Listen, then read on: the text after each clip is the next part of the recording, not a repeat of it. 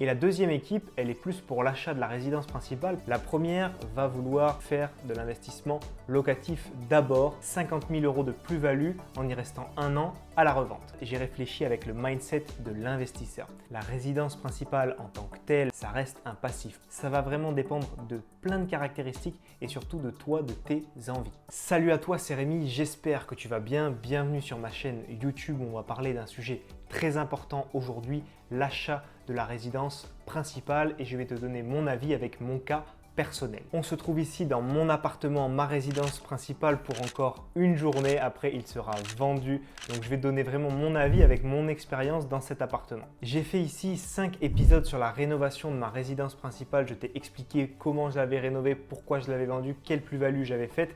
Et donc, on va en parler ici.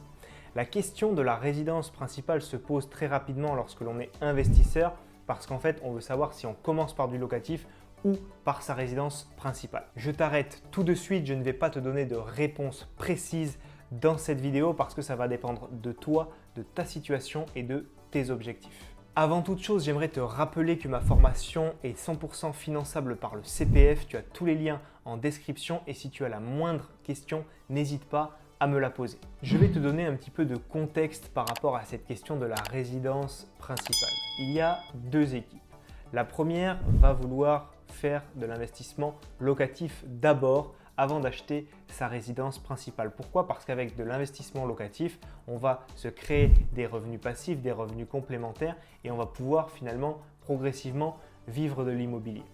Et la deuxième équipe, elle est plus pour l'achat de la résidence principale parce qu'elle dit qu'en étant locataire de sa résidence principale, on jette de l'argent par les fenêtres en donnant un loyer à un propriétaire et quand on est propriétaire ensuite de sa résidence principale, on amortit du capital et sur le long terme, on peut faire de la plus-value. La plupart des gens sont attirés par l'achat de leur résidence principale. On va dire que 95% d'entre eux font ça comme premier achat immobilier, mais le gros problème, c'est qu'ils ne le font pas avec une approche d'investisseur. Tu vas aller voir le banquier, tu gagnes 2000 € par mois, il va te dire « Ok, vous pouvez emprunter 666 € par mois pour votre résidence principale, tu achètes une résidence principale au maximum de ta capacité d'emprunt et derrière tu es bloqué, tu ne peux pas faire d'autres emprunts immobiliers. » Un investisseur va penser plaisir différé, c'est-à-dire que pour ma part, ici j'ai acheté un T2 à l'heure où tous mes amis achètent des T3, des T4, des maisons avec du jardin.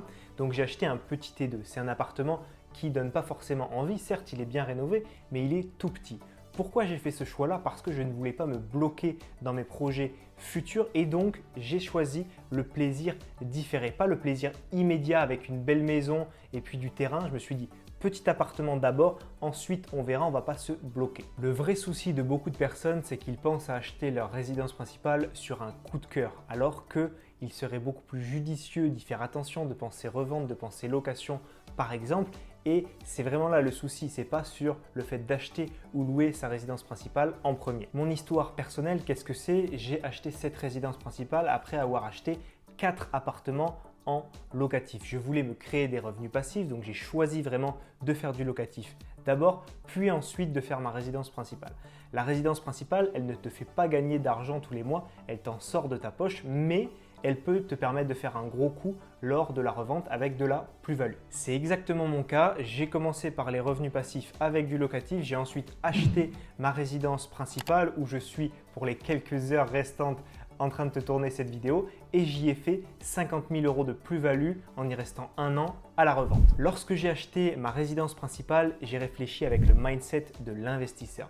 J'ai choisi d'acheter un appartement qui est un petit peu en dessous de ma capacité d'emprunt pour ne pas me bloquer. J'ai acheté un appartement avec de belles prestations, 4e étage avec ascenseur, sans vis-à-vis, exposé sud, donc là c'est très lumineux, on a une belle luminosité pour te tourner cette vidéo, climatisation que l'on a fait installer, parking, garage. Cet appartement était complètement à rénover, il n'y avait pas de grosses œuvres, mais tout était à changer du sol au plafond. On a tout changé, on a refait complètement la cuisine, les sols, les peintures, installé la climatisation, refait l'électricité, installé un WC suspendu, changé complètement la salle de bain avec du teck massif au sol, une grande douche avec des carreaux de carrelage imitation marbre.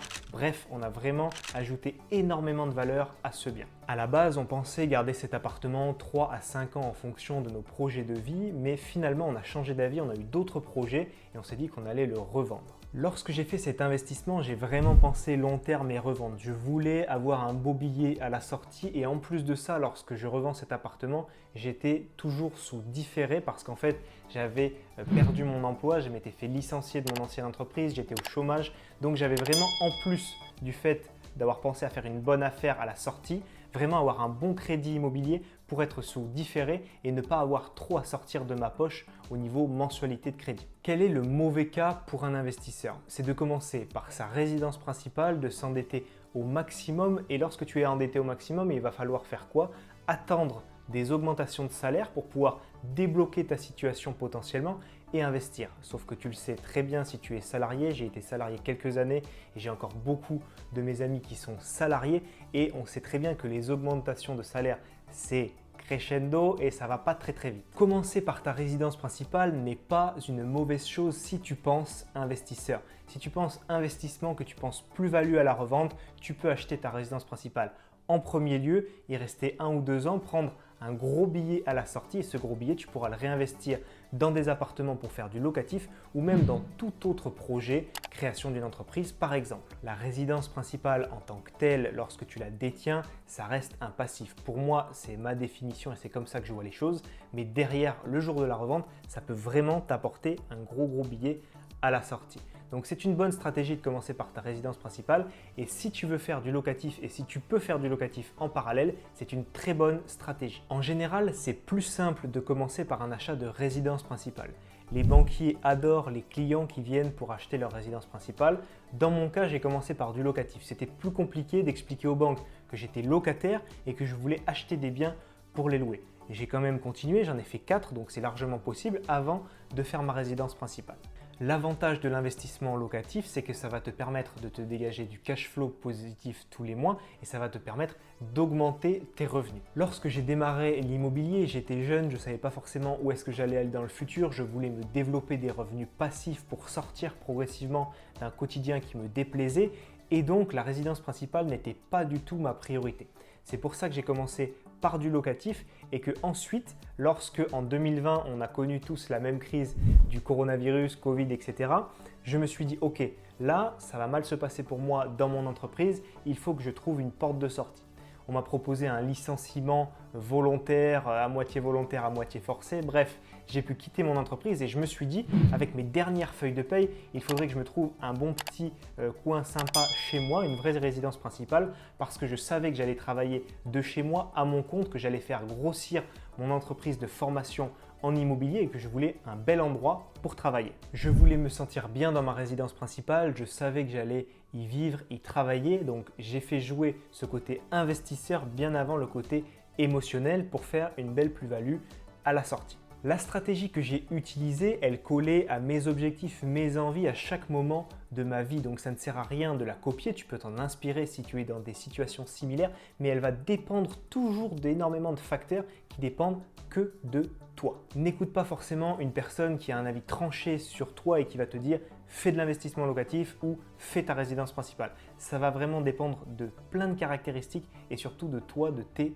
envies. Ici, avec cet appartement, j'ai fait 50 000 € de plus-value nette. C'est vraiment énorme et c'est 2 ans et demi de salaire de mon ancien travail. Mon but ici, ce n'est pas de me la péter ou de me vanter, c'est vraiment de t'inspirer et de te montrer ce qui est possible de faire avec l'immobilier. Si je l'ai fait, tu peux le faire également. Je l'ai fait avec un salaire de 2000 €. Ce n'est pas un salaire stratosphérique. Je l'ai fait avec mes dernières feuilles de paye pour acheter cette résidence principale et prendre un gros billet à la sortie. C'est totalement possible de le faire. Il faut que tu crois en tes rêves, en tes projets. L'immobilier peut te conduire à vraiment changer ta vie. L'immobilier nous offre des opportunités exceptionnelles. Donc crois en toi, forme-toi et travaille dur pour atteindre tes objectifs. Ici, je t'ai partagé mon avis personnel avec le cas personnel de cette résidence principale. Je t'avais déjà fait une vidéo à ce sujet, investissement locatif ou résidence principale, il y a 2 ans. Je vais te mettre le lien en description et tu verras que ma vision n'a pas changé depuis. En conclusion, j'aimerais te dire que l'immobilier nous offre des opportunités de dingue. J'ai vraiment créé 50 000